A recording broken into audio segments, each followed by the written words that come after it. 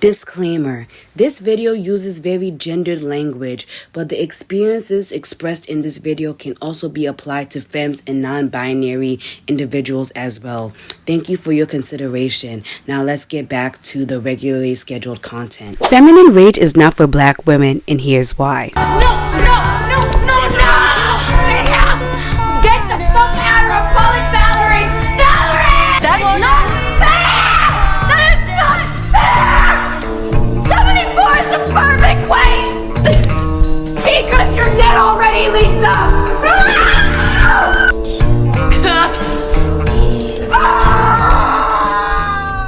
Wrath, fury, outrage. All of these words boil down to one basic concept. Anger. Anger is a basic human emotion that we all have, but for a certain segment of our population in our society, rage, the basic human emotion that I just said we all have, has been forced to be repressed and silenced. This specific population that I'm talking about is women, but not just any women. Black women. In today's video, we're going to be talking about how feminine rage has been suppressed for centuries, the newest trend that's allowing women to reclaim their anger, and how this movement has let down the group that needed it the most. So if you guys are interested in that topic, keep on watching. Hi guys, welcome back to El Pastoro. If this is your first time ever coming upon this channel right here, typically I make videos about all of my favorite pieces of media, and then sometimes I do social commentary just for fun. In today's video, we are going to be talking about how the feminine rage movement just let down black women. But before I can really dive deep into how that happened, we all need to be on the same page on what feminine rage is. According to What is Feminine Rage by Alencia Alvarez, feminine rage is described to be as an ancestral and inherited response to the struggles, oppressions, and wrongdoings that women have been subjected to. I have seen feminine rage described as a compilation of the anger that our ancestors were unable to express, that is passed down through generations. It has been described as silent, seething, and compounding. It's calculated, calm, and intense. That is the definition of feminine rage for Alencia Alvarez. But for me, feminine rage cannot be really understood unless we compare it with its other counterpart, male rage. So from the way I've seen male rage portrayed in my own life and in the media that I consume, male rage is inherently violent and aggressive by nature. In the TV shows and movies that I have watched, when a man gets angry, he gets violent, right? I see men punching walls, shoving people, and even though this is inherently scary and dangerous in nature, these actions by men are seen as okay because the way our society views rage is inherently masculine. So when a woman portrays her rage in that manner, it's seen as extremely taboo. When a woman decides to get a little too loud and rowdy by her anger, everyone's like, oh, she's a psycho. Even though she's literally portraying her rage just like any man would, but due to the fact that she is female, that's a little too spicy.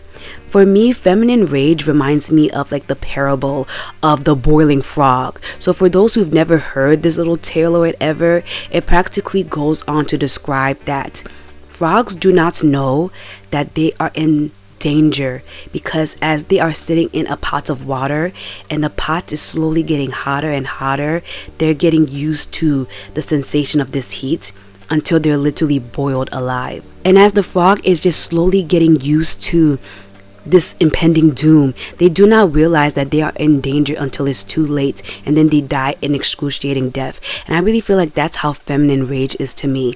Women in our society are put through a lot, and due to our socialization that we get from a very young age, we deal with the pain, we deal with the abuse, we deal with the infantilization even, until it's too late and we literally explode like kettle pots, or in the parable of the frog, we literally just die. And it isn't just a new thing that has been going on. For literal centuries, women's emotions have been demonized and villainized to the point where fake medical conditions had to be made and created in order to try to justify why women had the audacity to have bold emotions like men do. And what I'm talking about specifically is the concept known as hysteria. Yeah, we're going to talk about hysteria. Female hysteria was a so-called medical condition which was classified by many different symptoms and behaviors. The variety of these symptoms and behaviors was wide, and the cohesive factor was that anything viewed unacceptable for women was considered as hysteria and needed treatment. Excessive emotion being one of them. Planned Parenthood 2021.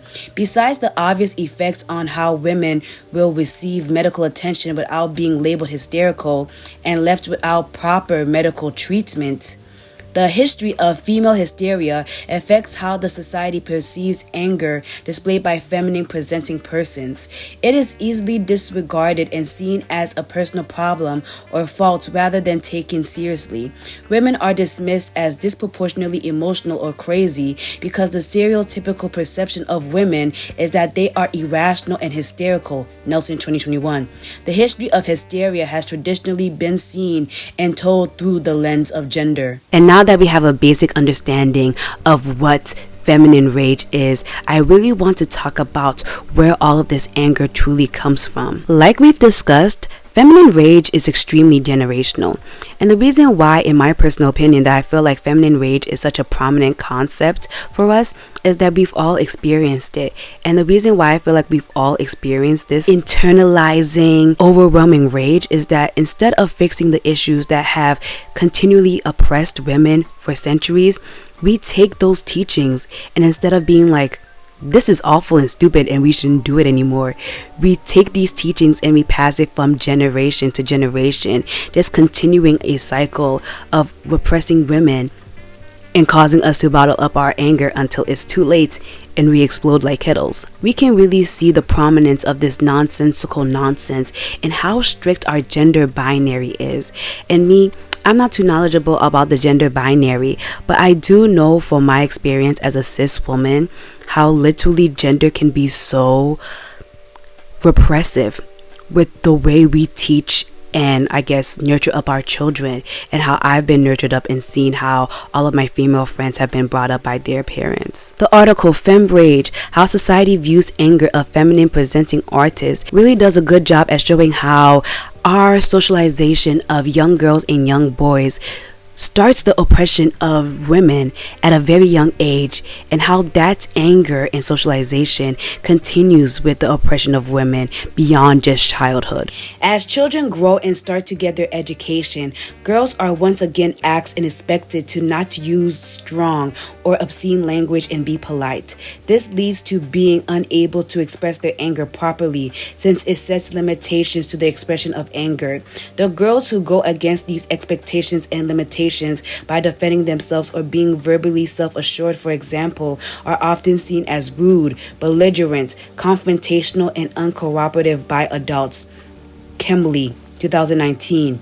When these girls who are expressing their anger grow up and start working, they will once again meet double standards regarding who is allowed to be angry. They will lose influence if they dare to display their anger at work. At the same time, men, notably white men, who display anger at their workplace will gain influence. Kimberly, 2019. Not only do women lose their influence in their work, they can be gaslighted because of their anger and be portrayed as a problem instead of someone who brought up the problem. It's not the situation or working culture that needs to be fixed. It's the woman who got angry by unfair treatment or harassment that needs to calm down.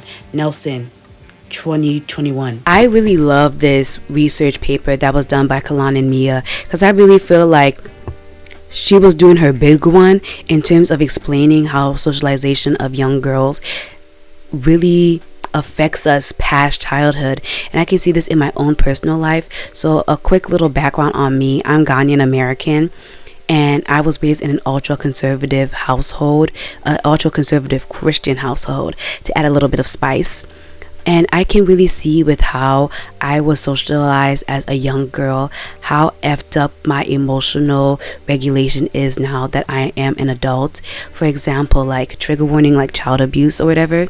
There was so many Sundays where my mom would hit me because I talked back to her, because like she would put me in uncomfortable positions and I didn't want to be in those uncomfortable positions. But because of the fact that I wasn't polite enough for her, my mom would literally inflict violence on me. And if someone inflicts violence on you, the regular human reaction to that is to feel some type of way. You're either going to be sad or you're going to be angry, or for me, you were both. And due to the fact that I wasn't being polite because I guess I didn't take slaps appropriately, my mom would always be like, get that stupid look off your face. Mind you, the stupid look on my face was me frowning with the tears down my eyes because my mom just slapped me on a Sunday.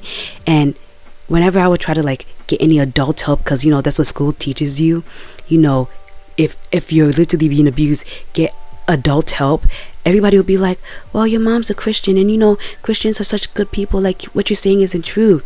And even when I would be harassed by the boys at my church, and I would try to tell somebody, like I would try to tell my mom, because my mom would always reinforce in my mind that she's my best friend and I can't tell her anything, my mom would be like, I don't want a child that whines. A lot of bad things were happening to me at that church by the boys of that church, and literally because I wasn't being polite and I wasn't portraying my feelings in the correct way, I literally became the black sheep of my church, because I was always trying to practically call out the boys for like touching on me and doing this and that to me. But literally, if I was a guy, like if I was born Emmanuel instead of Emanuela, and I was speaking up against girls touching me, I would have been taken more seriously. And it just hurts my heart, because it isn't just me that has had experiences like this, where you're practically infantilized and diminished just because you're a woman having loud, bold emotions. I have so many people I know in my own personal life and obviously online who have experienced the same thing, and it's literally so sad to see. And it isn't just childhood where you practically get told to shut the hell up because you're a woman. It's also in your workspaces. Like when I was a teenager, I used to work at Chipotle. F that place, Chipotle sucks. I was always stereotyped as the mean, angry black woman because I wanted people to do their job. I was getting bullied so bad at Chipotle, but I was a teen and I needed money because my parents didn't believe in allowances, and my parents low-key are the type of people that would like let me starve instead of asking others for help. Like I would beg my best friend for food sometimes, and my mom would be like, don't ever take handouts from anyone. And I'm like, will you please pay for my lunch? And she was like, no. And so I learned at a young age I had to get it for myself. And so I went into work for Chipotle, and no one did their job. I signed up to be like the rice person. If you've been to Chipotle, you know what I'm talking about, like the rice, the hot side of the place, right? Nobody did their jobs. I remember my manager would always be like, oh, Emanuela, you're such a good worker. You're such a good worker. The reason why I'm such a good worker is that nobody else is doing their job, and I'm the only one doing their job. I remember I used to make people's entire bowls from the hot side to the cold side, and I was even the cashier person. And whenever I would like go to the manager and be like, no one's doing their job, or for example, the person who's supposed to be cooking the meat, they would disappear to go hook up in the back with the dishwasher, right? And I'd be like, can you guys do your job? I don't care what you guys are doing, but we have no meats, and this is Chipotle, please make the meat. They'd be like, oh, you talking too much, you think you're the boss, we get paid the same. I said, we get paid the same, but you're not doing your job and I am. And I would literally always be, everyone would always make it seem like I was insane for wanting people to do their job. Like I remember there was a new guy, right? Oh my god, it literally sucks so bad to be a woman in our society. But he would touch the floor, and then he would touch the food, now wash his hands, now put on new gloves. And I was like, yo, you can't do that, that's disgusting, we're gonna get like several health violations, right? And everybody was like, oh, who do you think you are, you're not the manager. And I was just like, what? Why y'all mad at me? And it's just several experiences like that will literally be turned into the angry black woman stereotype, all because I'm trying to speak up against nonsense. And at that point, we eventually got shut down for having mode. And I was like, yeah, I was trying to tell y'all, but per usual, whenever I speak, everyone is like, shut up, Emma. And after a while, I said, I'm shutting up.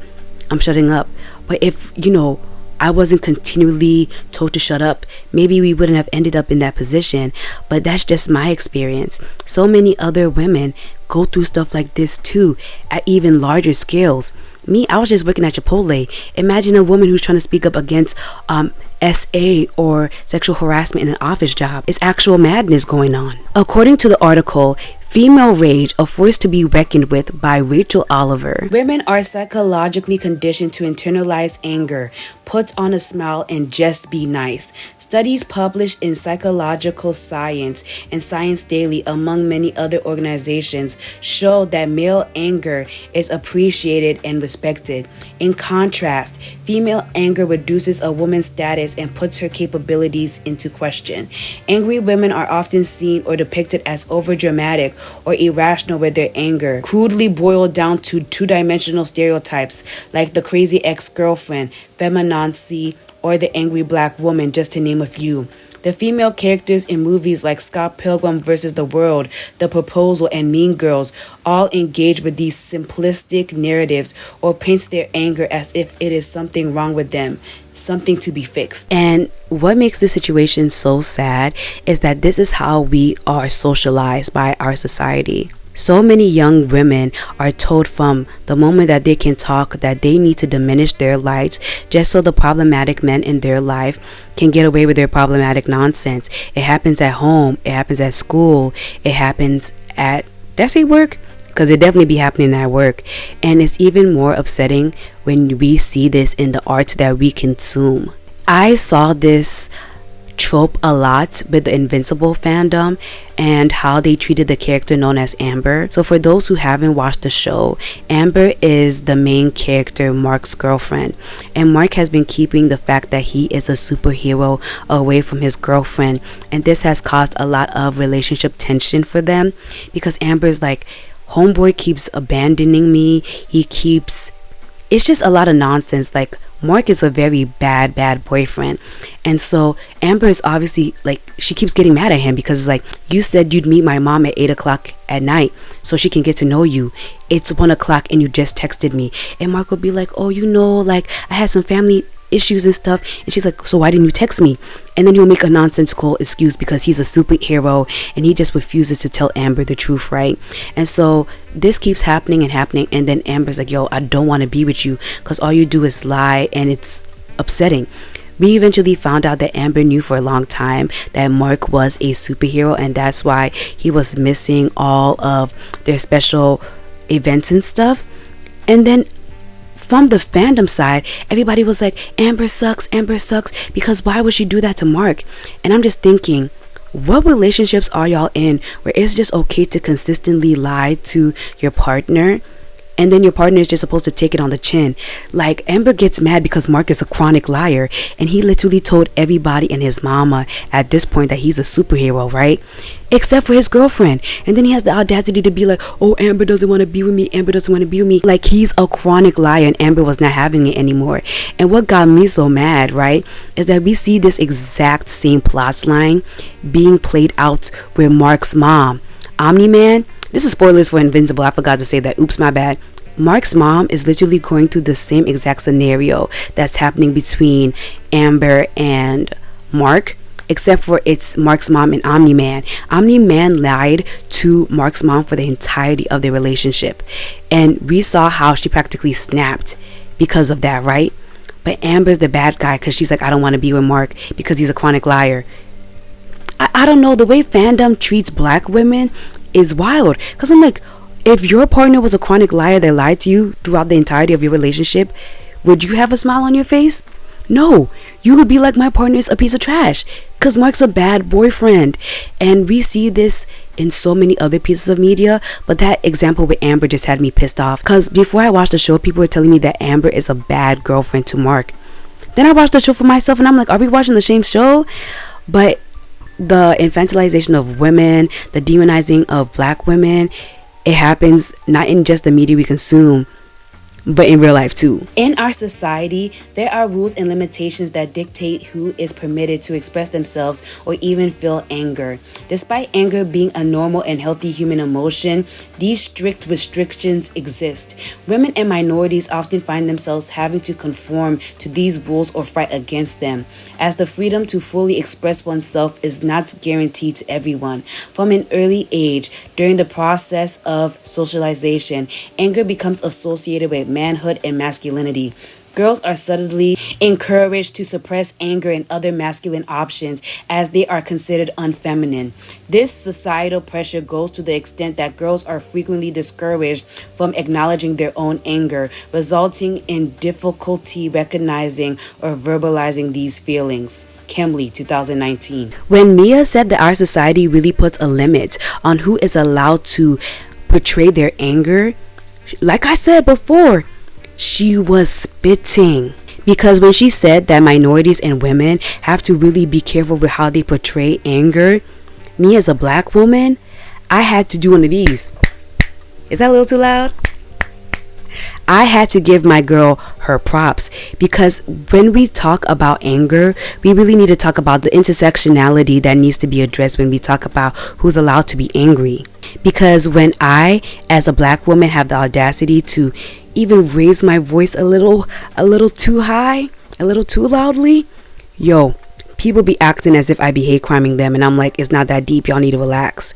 And that's why when the whole rise of the feminine rage movement and the good for her movement in terms of the media we consumed started to be a thing, I was like, oh my gosh, we are finally going to get representation that allows women, but specifically black women, to be angry.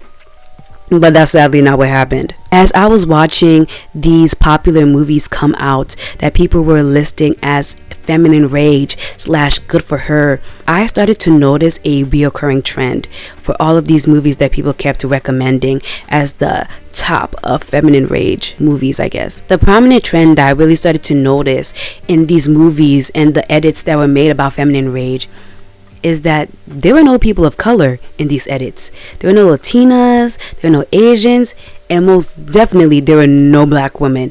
And I was just so confused because all of the women portrayed in these feminine rage edits were all skinny white women with very Eurocentric features. And I was like, this is the feminine rage movement that's supposed to subvert who gets to be angry? This is your king? This is your king? Because a lot of these TikToks that were just trying to be like, this is feminine rage, let your anger roar, they very much gave whites only, very gave segregation now and segregation forever vibes. No one but a black woman will ever quite understand not the rage, but the quiet disappointment, the quiet anger that you feel when you get on this app and you open a slideshow and it says like things that all women understand, things that females understand, female rage, female this, women that. And you swipe through and every single photo is a white woman. And if it's about hair, it's all straight hair. And then if there is a curl, it's those 2C curls that they complain that the curl police attack them for. And I know what you're probably thinking, like, oh, but they make slideshows like that for black women. Why must we specify? Why must we have to be like, oh, but this one is for black women? Like, why are we never included in women? We are women. Regardless, we are women. And then whenever we are included, it's by a black woman. Whenever black women make those slideshows and they make it for black women, they always make sure to include everyone. We're always on the front lines, including everyone, being inclusive to everyone. And I know what you're thinking, oh, it's just a slideshow, it's just a slideshow. Yo, you don't, like, this is why I'm saying only black women will understand. You will never be able to comprehend how it feels to see the word woman and not see yourself represented as a woman. Not see yourself even be thought of to be included in that category. Just saw a slideshow that was like things that irritate all women, or like things that only women will understand that are really annoying. Every single picture was a white woman. Every single photo. And it just reinforces the notion that they will never see us as women the way they see themselves as women. And it's so infuriating. And I'm not trying to say that these women who are skinny, whites, have very Eurocentric features do not have the right to be angry. I literally spent the beginning of this video saying that everybody deserves the right to be angry. It's just that when I think about people who are consistently invalidated for having anger or are consistently belittled for being angry, white women are not the women I think of at all when that topic is broached. In fact, of all of these popular edits that talk about feminine rage, literally white women are at the front and center of these edits. And so this finally brings us to the elephant in the room, the angry black woman stereotype, and why y'all don't allow black women to be angry. So when it comes to the way black women are portrayed in the media that we consume, our portrayals of black women fall into three major categories. So we have the Jezebel archetype, the Mammy archetype, and most importantly, why do I have four fingers? And most importantly for this video, the Sapphire archetype, right? So let me just briefly give y'all a little whoop-de-whoop on these archetypes. So the Jezebel archetype is when black women are portrayed as like hypersexual, like really hypersexual. Like, I don't know how to explain it from that. And that archetype came from the fact that white men wanted to have a reason to justify the SA of black women during slavery. And that archetype has continued past slavery, obviously, but it's a mess. The Mammy archetype is, have y'all watched the movie Help? Have y'all watched the movie The Help, where it's like, you is smart, you is important? That's the Mammy archetype, where literally a black person just exists for a white person. I kind of see the Mammy archetype in the black best friend trope, as well as the magical Negro trope, where black women only exist to serve their white counterparts, and they have a very maternalistic aspect to them, and they're just not people. Like, they literally just exist to help a white person discover themselves. And like I said, most importantly for this video, we need to talk about the Sapphire archetype. But I gotta read y'all a cute little quote so y'all can really understand what the Sapphire archetype is. According to the Jim Crow Museum of Racist Imagery, the Sapphire caricature portrays black women as rude, loud, malicious, stubborn, and overbearing. This is the angry black woman popularized in the cinema and on television. She is tart-tongued and emasculating, one hand on a hip and the other pointing and jabbing, violently and rhythmically rocking her head, mocking African American men for offenses ranging from being unemployed to sexually pursuing white women. She is a shrill nagger with irritable states of anger and indignation, and is often mean-spirited and abusive. Although African American men are her primary targets, she has venom for anyone who insults or disrespects her. The Sapphire's desire to dominate and her hypersensitivity to injustices make her a perpetual complainer. But she does not criticize to improve things. Rather, she criticizes because she is undeniably bitter and wishes that unhappiness on others. The Sapphire caricature is a harsh portrayal of African American women, but it is more than that. It is a societal control mechanism that is employed to punish black women who violate the societal norms that encourage them to be passive, servile, non-threatening, and unseen. I know that was a lot to listen to, but I love to include history in these videos to show y'all that this is not a new concept that I'm pulling out of my butt.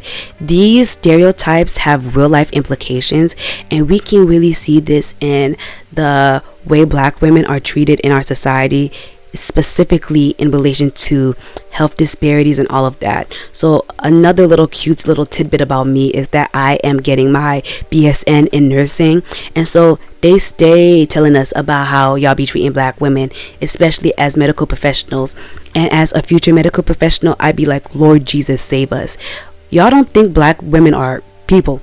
Y'all don't see black women as humans. So that's why when we get angry, y'all don't understand what the hell is going on, because you guys don't see us as people. Day and night, drinking coffee from a pot. None of you want to know. I finally realized it. I finally figured out why the scene from Hidden Figures, the coffee pot scene from Hidden Figures being joked about on TikTok, just rubs me the wrong way and makes me uncomfortable, because look at how she acts out that scene versus how she acts out all the other scenes. I'm not going to sit over here and explain the plot of Hidden Figures. If you haven't watched Hidden Figures, go watch it. It is literally based off of a true story. But the scene that this app has just decided to make a joke out of is Katherine Johnson, an African-American female mathematician at NASA, being reprimanded by her boss for taking too long to go to the bathroom. The reason why she takes so long to go to the bathroom is because NASA is segregated and did not have any colored restrooms in the area that she worked in. So she had to go 20 minutes there and 20 minutes back in order to go to the bathroom. They did not allow her to use any of the bikes that were provided to lessen the duration of her trip to the bathroom because she is black and because NASA is segregated. As a black woman in NASA, she is expected to wear the same uniform that the other women in NASA wear, and that includes a string of pearls around her neck. But because she is a black woman, they do not pay her enough to afford the pearls that they expect her to wear with her uniform. The reason why she was so hurt and in pain in that little snippet of the scene is because even though she was permitted to work with the white men, they put in a new coffee pot, a shittier coffee pot, just for her.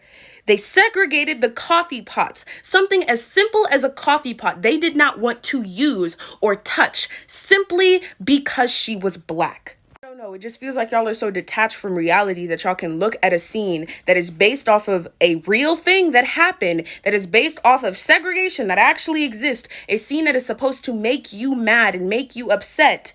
And y'all like laugh at it, and it's just like, look at her, look, she's so mad, she's so expressive, and she's so mad. See, angry black woman, haha, so funny.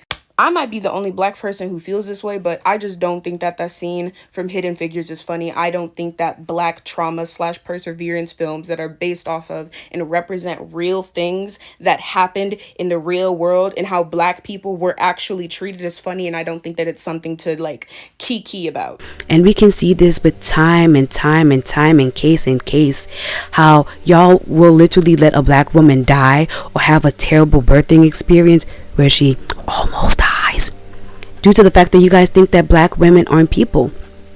I'm just going to be including like headlines where so many black women are giving their experience about how medical professionals ignored them, how they're in pain and medical professionals ignored them, how they almost died and medical professionals ignored them, how black babies almost died because when their moms tried to speak up for them, y'all ignore them, how black women face discrimination in the workplace because y'all don't see them as people and y'all ignore them. It literally is so disheartening to be a black woman because I know for a fact y'all don't see us as people. During the whole Roe v. Wade debacle where, you know, they took away Roe v. Wade and were like, die. I forgot which southern state it was. I want to say Louisiana. One of the reporters were like, you know, we have one of the worst maternal mortality rates like in the country. And then like the governor or one of these politicians was like, well, it's not that bad if you exclude black women. And I'm like, we're living in hell, guys. Like the fact that he said that while a reporter had a mic in his face. Can you believe that? Let me see, editor me. If you can find the clip, play the clip. But when I saw that, I was like, oh, we living in hell. This ain't even the Twilight Zone, baby. This is hell. And that's how y'all treat black women. Y'all don't see us as humans. Y'all don't believe we should have rights. And so when black women decide to vocalize all of their frustrations, not only because of the systemic abuse, but the personalized abuse that we see every day, y'all really be like, who are these creatures? Because y'all don't see us as humans. Why are these creatures so mad? And I see it in the way y'all treat black characters too. That's why I always call out the nonsense. Especially on this channel, y'all know I'm gonna call it out every single time because y'all don't see black women as people. So when we get angry, you know, because that's a basic human emotion, y'all be like, stop that now. And so now that I practically explained the historical aspect of that as well as the present day context of why we just don't allow black women to be angry, I really thought that the feminine rage movement was going to do something subversive and give us a voice / outlet and practically usher in a new age of letting black women and women overall be angry. But like I said, that's not what we got. And even though, like I said, women have just been oppressed for having anger, white women have been given way more leeway in order to be angry than black women. Because when I get angry or women who look like me get angry, we're literally labeled as the angry black woman stereotype, called social justice warriors, feminazi. When I heard that people were saying feminazi, I was like, let me control my anger before y'all come for me in the comments. But goodness gracious, don't piss me off. When I tell y'all this video was a doozy to make, it was low-key triggering to see how many times black women almost lost their lives because y'all don't see them as people and ignore them when they speak out about not only social oppression as well as their own basic health. I'm telling you guys, it was a trip, but I was able to get through it all because of my lovely Patreons. This right here is a Patreon shout out where I practically thank all of my lovely current Patreons who have supported me not only through the year of 2023, but as well as in 2024 as I am making video essays. If you not only want early access to my videos, as well as seeing what I'm doing when I'm not posting on YouTube, as well as participating in polls and such, please go check out my Patreon at Ella Pastoral on Patreon. We have a lot of fun over there, so let's head back into this video essay. According to Femarage, How Society Views Anger of Feminine Presenting Artists by Kalan and Mia. We are, however, moving towards wider perspectives regarding the topic in which the intersectional female experience plays a big part. This means that we need to understand that sexism impacts all women, but the experiences of white women are very different to those of First Nations women, Black women, women of color, and immigrant or refugee women. Sing 2021. The society we live in is not and has not been only patriarchal. It is and has been also racist. And this is why I feel like we really need more inclusive feminine rage movies, because I feel like if we were able to see not only just Black women on our screens portraying anger, but Latinas, Asian women, Native American women, we literally have like no Native representation, like none. We would be able to sympathize with angry Black women, angry Latinas, angry minorities, and we will be able to sympathize with them as people, because not everybody lives in diverse, inclusive areas. And a lot of the time, the media that we consume allows for people who don't live like us to get to know our experiences. Like, that's why I really love watching media from not the US. I love watching Chinese media, Korean media. I don't really watch a lot of Japanese shows, I'm not gonna lie to y'all. Nigerian media. I even watch stuff from like Britain from time to time, because it really gets to let me know how other people are living their lives. And even though before y'all come in the comments, oh, TV's just fictionalized, like it's not even real. And even though the media I consume may not be a documentary, the fact that the media that we produce as individualized societies, these pieces of media reflect our society as a whole, our values, our thoughts, all of that. And if we got more inclusive and diverse pieces of feminine rage media, all of the stuff I talked about in this video essay, I feel like would be less prominent, because we would be able to see these people like people. And even though I feel like we all hate TikTok, for shortening our attention spans, allowing people to be content thieves, I really have to say I appreciate TikTok, because it allows me to see people's firsthand experiences unfiltered. And I feel like that's a valuable experience. And I also get a lot of movie recommendations from TikTok too. And since we're on the topic of movie recommendations, diverse movie recommendations, I want to give you guys my recommendations for diverse feminine rage movie/media. So for my first recommendation, I know you're probably sick and tired of me talking about this movie, but it has to be Wendell and Wild. I did like low-key like 2 videos on this movie already, and even though I have my own problems with this film, like the fact that it's low-key all over the place, I have to appreciate Wendell and Wild for letting Kat Elliott be an angry Black girl without being seen as the villain of the movie. She went through a lot. Her parents dying, her becoming an orphan, her practically being sent down the school to prison pipeline. Of course, that little girl is going to be angry. I'd be angry too. That's a terrible life to live. But the fact that she was able to portray her anger, I don't know. I feel like that's such a beautiful thing. We don't get to see Black women be angry without being the villains. And I just appreciate Wendell and Wild for that. The next movie that I want to recommend has to be Wakanda Forever. Wakanda Forever, even though a lot of people didn't like it, this will always be my movie, because I feel like the portrayal of female anger and grief was so touching and so honest. And the fact that Nakia and Queen Wamunda were able to just be so angry and so sad and just deal with the full range of human emotions without the movie saying like, this is their fault for being angry, and practically justifying everything bad that happened to them because of their emotions.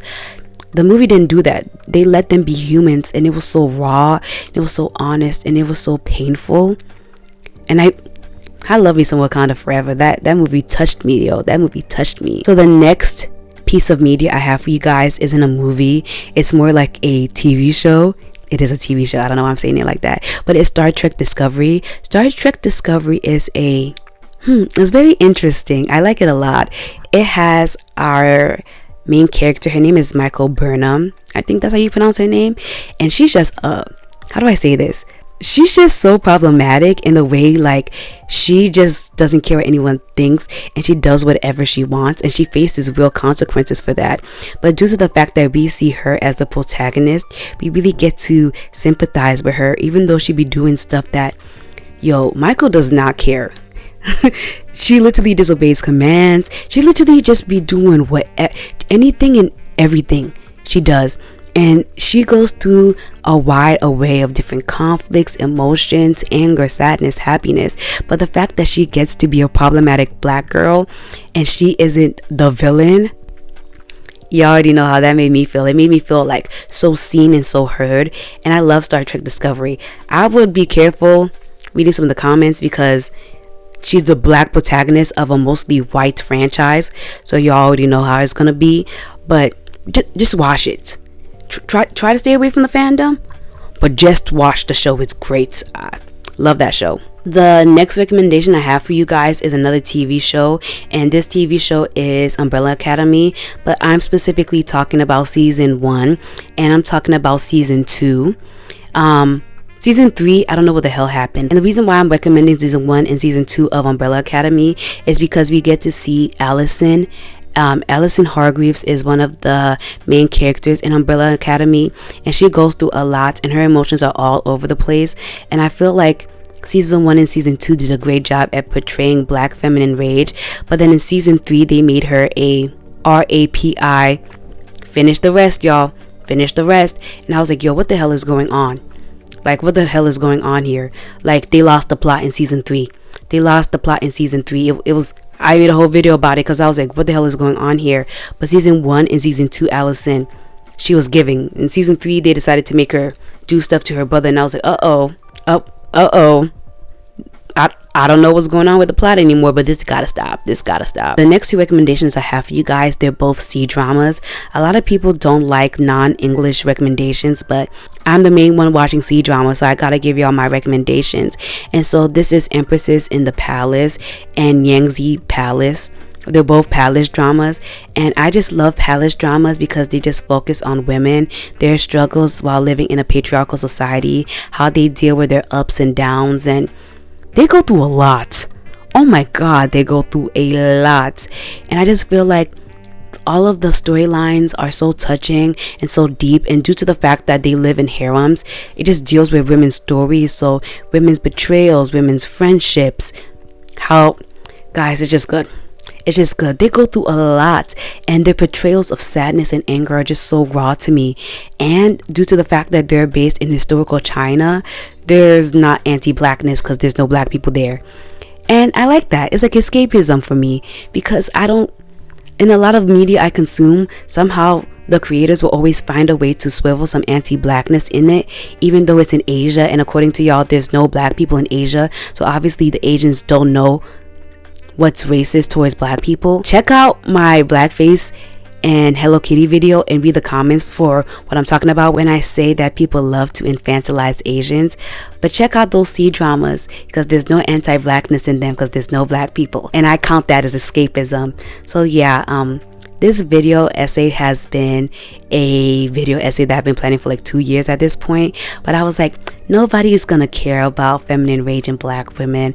But like, so many things kept happening with black women speaking out about how they kept being ignored in like medical situations because of like the angry black woman stereotype, and how so many medical professionals see black women as like superheroes who have a really high pain tolerance. And I was like, I just wanted to connect all of these topics together because they all are the same, just happening in different spaces. And yeah, I just wanted to speak up about it because it kept bothering me. That's it. This is the end of the video. I just got a new mic, so let me know how you guys are thinking of the audio quality. I'm trying to, in 2024, come out with bangers. Trying to really get on my serious YouTuber things. If you like this video, hit the thumbs up button. It really helps push this video in the algorithm. Comment, what are your favorite feminine rage movies? I made a community poll and you guys were giving me good recommendations, but this video might go further in the algorithm. So if you're new here, comment. I literally reply to every comment. I'm one of them. Yeah, and if you guys want to support me, make sure that you subscribe, and I'll see you guys in the next one. Bye.